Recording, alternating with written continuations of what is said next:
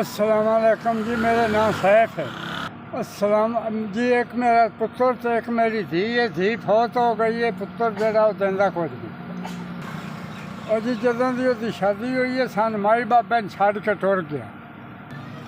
ए मेरे को अपनी रकम कोई नहीं, ए रेहड़ी लाई हुई है, उधारा माल लैके 2800 के सेब लिया के उन्होंने रकम शामी दे छड़ी दी है। तो मैंने 200 रुपया 100 बचला।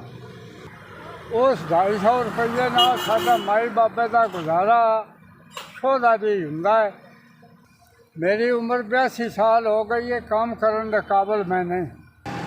हालात तो मजबूर हो के काम शुरू किया है। जो मेरे को अपनी रकम हो तो 600-700 रुपया बच जाता है। जिन्हें को उधारा माल चुकी जाए जो राजी हो तो ठीक है, नहीं तो मूड खराब होने दिन बाबा घर जाता। मैं इस रकम से बिल्कुल जीरियाँ मत अपनी रकम होगी तो मैं काम करा। पुत्र मेरा चंगा होंदा तो मैंने धक्के खाने की लोड़ कोई नहीं। करीमुल्ला मेरी मदद करनी है तो मेरा काम हो जाए। 2 3 4 5 थोड़ा गले 5000 रुपया मैं लभ गया। थोड़ा दिता कबूल करे अल्लाह, थोड़े पुत्रा की जिंदगी कबूल करे।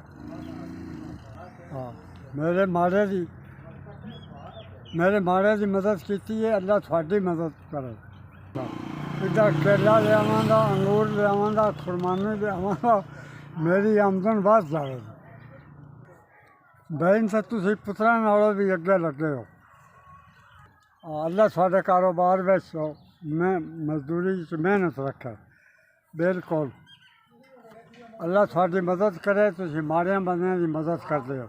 अल्लाह थोड़ी जिंदगी करे।